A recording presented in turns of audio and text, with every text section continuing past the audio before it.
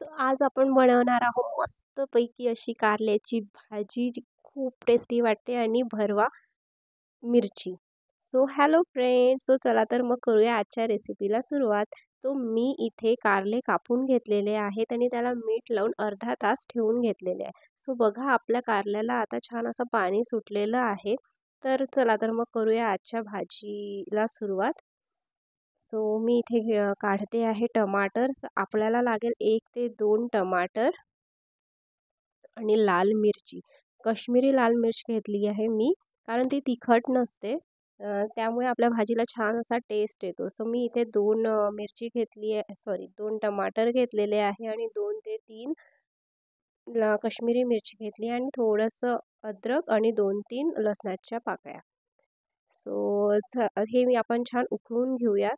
आणि इकडे भरवा मिरचीसाठी आपण थोडेसे इथे शेंगदाणे भाजून घेऊयात आणि ते अर्धे भाजून झाले की त्यामध्ये आपण तीळ टाकून घेऊया. आता आपले शेंगदाणे ऑलमोस्ट भाजून झाले आहे आणि 2 ते 3 मिनटं आपण आपले तीळ पण त्यासोबत भाजून घेऊयात.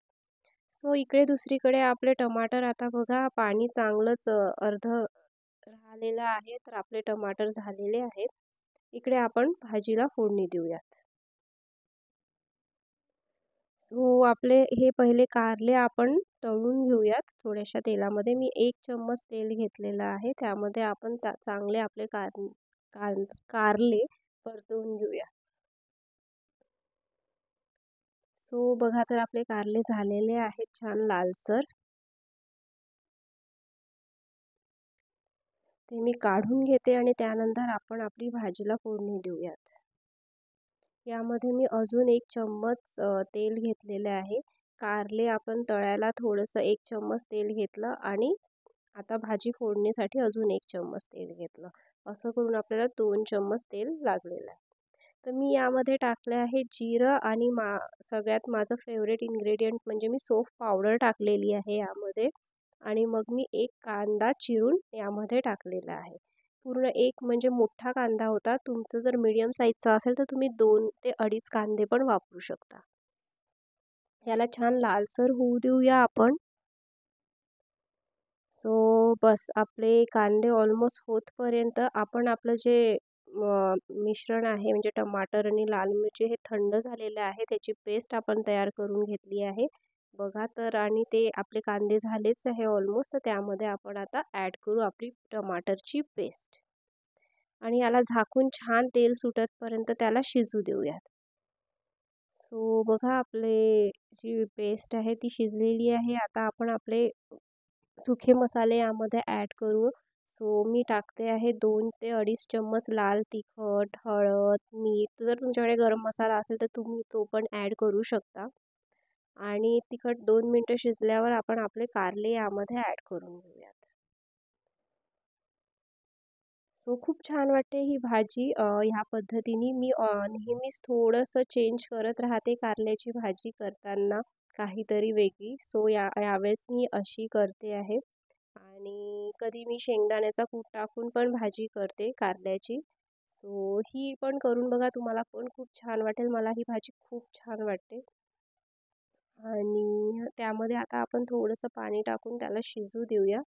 आणि मी इथे थोडासा गूळ टाकत आहे. हे तेच गूळ आहे जे आपण गावाला गेलो होतो तेव्हा आपण ऑर्गॅनिक गूळ आणलेलं होतं. त्यातलंच हे एक गूळ आहे. तर मी अर्धं गूळ टाकते आहे, जी मी तुम्हाला वडी दाखवली त्यातली. बघा आपल्या भाजीला छान असं तेल सुटलेलं आहे आणि म्हणजे आपली भाजी ऑलमोस्ट झालेली आहे आता. आणि आता आपण ही भाजी आपल्या भांड्यामध्ये काढून आता आपण आपल्या जे मिरचीचं आपण हे करणार आहोत, भरवा मिरची चटणी पण तुम्ही म्हणू शकता, त्याला आता आपण सुरुवात करू. हे ते बघा मी इथे शेंगदाणे आणि तीळ बारीक करून घेतले आहे आणि थोडेसे शेंगदाणे मी काढून ठेवले होते. त्याला आपण असं थोडंसं जाडसर बारीक करूया. आणि मी तेलामध्ये मिरची आता थोडीशी अशी तळून घेतली आहे आणि त्यामध्ये आपल्या मिरच्या अर्ध्या झाल्यावर हे कूट जे आहे ते मी टाकून घेते आहे. आणि त्यामध्ये आता आपण टाकूया सौंफ पावडर,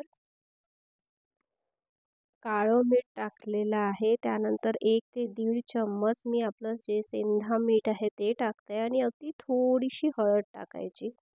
आणि जर मिरच्या खूपच फिक्या असेल तर तुम्ही 1 चम्मच लाल तिखट पण टाकू शकता. तुम्हाला जर जास्त तिखट नसेल आवडत तर तुम्ही स्किप पण करू शकता. सो मी अर्धा ते 1 चम्मच यामध्ये लाल तिखट टाकून घेतले आणि आता आपण 1 कप यामध्ये पाणी टाकून त्याला छान असं शिजू देऊयात. खूप छान वाटते ही मिरचीची असं साइड डिश म्हणून खायला. सो मी इथे ना चिंचेचं पाणी टाकते, अगदी थोडंसं टाकते कारण उन्हाळ्याचे दिवस आहे त्यामुळे आपल्याला जास्त गरम नको. म्हणून मी थोडंसं जर हिवाळ्याचे दिवस असले तर तुम्ही अ, चिंचेचं कोळ तुमच्याप्रमाणे टाकू शकता. मी अगदी थोडंसं टाकलेलं आहे आणि चिंचेचं कोळ कमी टाकल्यामुळे मी इथे आमचूर ॲड करत आहे. कारण आंबटपणा थोडासा जर चांगला राहिला तर छान वाटेल. म्हणून मी आमचूर पावडर टाकलेला आहे. जर तुम्हाला चिंच बिलकुल ॲड नसेल करायची तर तुम्ही आमचूर पण टाकू शकता. पण चिंचेच्या कोळ्याने याला छान टेस्ट येते. सो बघा चांगलं असं तेल सुटलेलं आहे आपल्या मिरचीच्या चटणीला. सो बस झालेलं आहे. याला आपण काढून घेऊयात आणि आता माझं फेवरेट काम करूया आहे जे आहे डिश सर्व्ह करणं. मला प्लेट सजवणं खूप आवडते. सो चला तर मग आता ते करूया. आणि नक्की ही भाजी तुम्ही करून बघा आणि मला कमेंट करा की तुम्हाला ही कशी वाटली. आणि मिरचीची चटणी पण खूप छान वाटते खायला.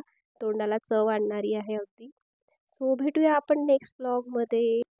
तोपर्यंत तुम्ही कमेंट करा, शेअर करा, लाईक करा आणि माझ्या चॅनलला सबस्क्राईब करा. आणि अशाच मी तुम्हाला नवीन-नवीन डिश बनवून दाखवणार. सो चला तर मग भेटूया नेक्स्ट व्लॉगमध्ये. Thank you. बाय.